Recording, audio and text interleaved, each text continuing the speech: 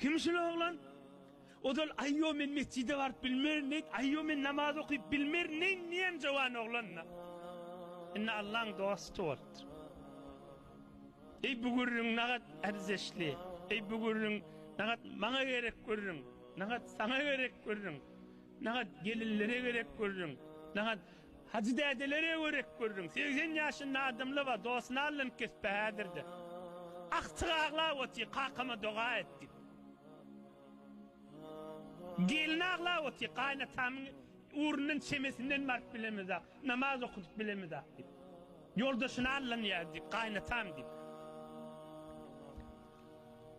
Bihimmemize gerek görürüm. Allah Teala'nın kelamıdır. Eyyemizin kelamı. Rabbul Alemin'in kelamı. Rabbul İzzet'in kelamı. Subhane Rabbike Rabbil İzzeti amma yasifun.